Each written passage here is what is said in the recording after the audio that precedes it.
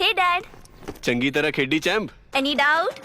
ਕਿਦਾਂ ਖੇਡੀ ਅੱਜ ਵੇਖੋ ਸੁੱਕੇ ਸੁੱਕੇ ਦਾਗ ਵੇਖੋ ਨੋ ਡਾਊਟ ਇਹਨਾਂ ਸੁੱਕੇ ਦਾਗਾਂ ਲਈ ਹੈ ਸਰਫ ਐਕਸਲਮੈਟਿਕ ਹੁਣ ਨਵੇਂ ਪੈਕ ਵਿੱਚ SPP ਟੈਕਨੋਲੋਜੀ ਦੇ ਨਾਲ ਇਹ ਸਿੱਧੀ ਸੁੱਕੇ ਦਾਗ ਕੱਢੇ ਸੈਮੀ ਆਟੋਮੈਟਿਕ ਮਸ਼ੀਨ ਵਿੱਚ ਹੀ। ਐਨੀ ਡਾਊਟ ਨਵਾਂ ਸਰਫ ਐਕਸਲਮੈਟਿਕ।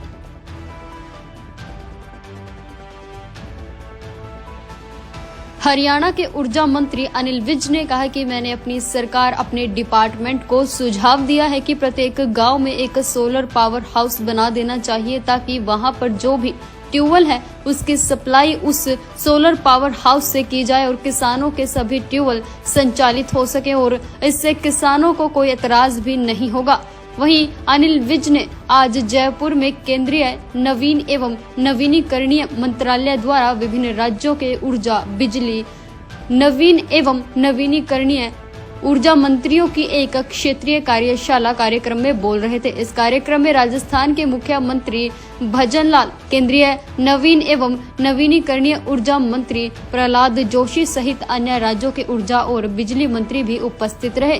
हरियाणा के ऊर्जा मंत्री ने बताया कि सुझाव उनके द्वारा किसानों की जरूरतें जैसे कि जहां पर पानी गहरा है और 10 किलोवाट की मोटर नहीं चलती उसको मद्देनजर रखते हुए दिया गया है। उन्होंने बताया कि इसी प्रकार से किसानों के लिए भी कुसुम योजना भी चालू की गई है और हरियाणा ने अपने टारगेट को हिट कर दिया है, बल्कि हम टारगेट के पास पहुंच चुके हैं ताकि हरियाणा का हर किसान अपने ट्यूबवेल को सोलर एनर्जी से चलाए। उन्होंने कहा कि प्रधानमंत्री ने सूर्य घर योजना दी है, वे इस प्रकार से कम आय वाले को मुफ्त बिजली मानते हैं। ये उनका प्रैक्टिकल भी तरीका है कि हर घर के ऊपर हम प्रधानमंत्री सूर्य घर ऊर्जा योजना को लगाकर लोगों को सस्ती बिजली मुहैया करवा सके। इसमें सरकार सब्सिडी भी दे रही है और केंद्र सरकार 60,000 दे रही है तथा हरियाणा सरकार ने PM सूर्य घर योजना को आगे बढ़ाने के लिए अपनी तरफ से 50,000 रुपए देने का अपनी ओर से निर्णय किया हुआ है, यानी 1,10,000 रुपए दिए जाएंगे और ये लागत के लगभग नजदीक है। इसमें कुछ पैसे ही लगाने होंगे जब बैंक से लोन हो जाता है और बिजली मुफ्त हो जाती है। उन्होंने बताया कि यही है असली तरीका एक परिवार को बिजली मुफ्त मुहैया करवाने का तथा ये किसी को सहायता करने का एक तरीका है। उन्होंने उदाहरण देते हुए समझाया कि एक व्यक्ति को भूख लगी, उसको रोटी खिलाओ, उस समय भूख मिट गई, लेकिन 2 घंटे के बाद फिर उस व्यक्ति को भूख लगी, फिर से रोटी खिलाओ, यानी समस्या वहीं की वहीं खड़ी है। अंत में ये किसी की सहायता करने का एक तरीका है। इसी प्रकार एक व्यक्ति को भूख लगी और उसका छोटा मोटा रोजगार दिलाकर उसकी सहायता दी जाए कि अपनी कमाओ अपनी खाओ, ये दूसरा तरीका है और परमानेंट तरीका है। वहीं अनिल विज ने कहा कि इसीलिए लोगों को मुफ्त की रेवड़ियां बांटने की बजाय लोगों को संबल बना देना चाहिए ताकि उनको किसी के आगे हाथ पसारने की जरूरत ना पड़े। ये केवल प्रधानमंत्री नरेंद्र मोदी ने सीखा है और कोई नहीं कर सकता। विज ने कहा कि प्रधानमंत्री सूर्य घर ऊर्जा योजना को हरियाणा में तेजी से लागू कर रहे हैं और इसका पूरा लाभ हम हर व्यक्ति तक पहुंचा सकेंगे। उन्होंने कहा कि इस योजना के तहत सोलर ऊर्जा को लगाकर हर व्यक्ति देश के निर्माण में बहुत अधिक सहयोग कर सकता है। उन्होंने कहा कि हमारा आने वाला कल सूर्य ऊर्जा की ओर आंखें उठाकर देख रहा है, क्योंकि सूर्य भी ऊर्जा का मुख्य स्रोत है। चाहे वे किसी भी प्रकार से हमें मिलती है, ये ऊर्जा हमें कोयले के फार्म से मिलती है, वह भी सूर्य द्वारा मिलती है। पेट्रोल बनाया जाता है, वही भी कई प्रक्रियाओं के अधीन बनता है, लेकिन ये भी सूर्य की ही एनर्जी से है।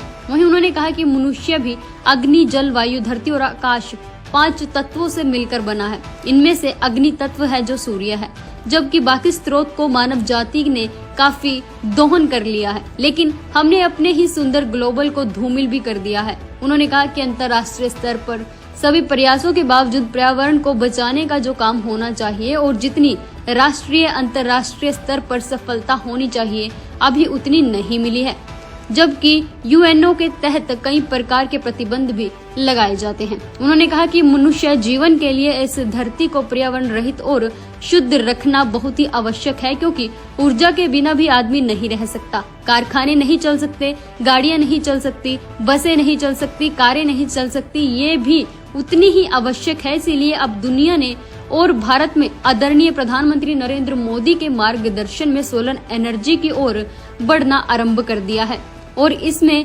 एनर्जी के बहुत स्रोत हैं तथा इसको बहुत ही अच्छे ढंग से बढ़ाया जा सकता है।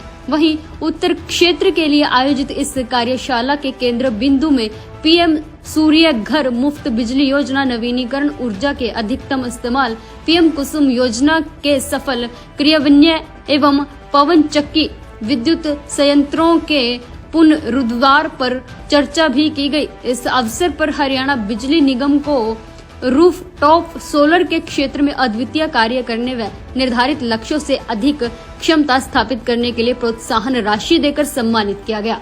इसके तहत उत्तर हरियाणा बिजली वितरण निगम को 2019-20, 2020-21 व 2021-22 के लिए क्रमशः 9.67 करोड़ रुपए, 2021 व 22 के लिए क्रमशः 9.77 करोड़, 10.52 करोड़ व 11 जिसके तहत उत्तर हरियाणा बिजली वितरण निगम को वर्ष 2019-20, 2020-21 व 2021-22 के लिए क्रमशः 9.67 करोड़ रुपए, 10.52 करोड़ व 11.79 करोड़ की प्रोत्साहन राशि प्रदान की गई। दक्षिण हरियाणा बिजली वितरण निगम को वर्ष 2019-20, 2020-21, 2021-22, 2022-23 व 2023-24 के लिए क्रमशः 11.16 करोड़, 8.1 करोड़, 13.92 करोड़ व 9.58 करोड़ व 14.58 करोड़ की राशि प्रदान की गई।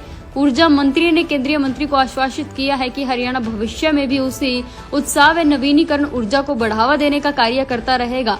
इसी मौके पर हरियाणा के नवीन एवं नवीनीकरणीय ऊर्जा विभाग के महानिदेशक एस नारायण तथा ऊर्जा विभाग के कई वरिष्ठ अधिकारी व नवीनीकरण विभाग के अन्य अधिकारी भी उपस्थित रहे। और लगा के इस देश के निर्माण में वो बहुत बड़ा सहयोग है। उसी प्रकार से किसानों के लिए भी कुसुम योजना चालू की गई है। हमने टारगेट को हिट किया है, बल्कि टारगेट के हम पास पहुंच चुके हैं कि हर किसान अपने जो उसका ट्यूबवेल है उसके लिए सोलर एनर्जी से चलाए और किसान उसको ले रहे हैं। लेकिन किसानों की और भी जरूरत है। किसान जहां पर पानी गहरा है, 10 किलोवाट की मोटर नहीं चलती है और फिर थोड़ी हेजिटेशन भी है रात को चौकी तारा करने की।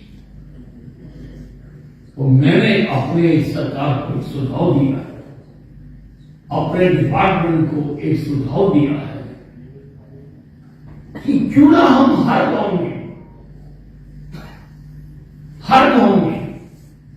हमें सोलर पावर हाउस करना है। सोलर पावर हाउस और वहां के जितने ट्यूबवेल हैं हम उनकी सप्लाई उसको दें। उसमें किसानों का कोई एतराज नहीं होगा।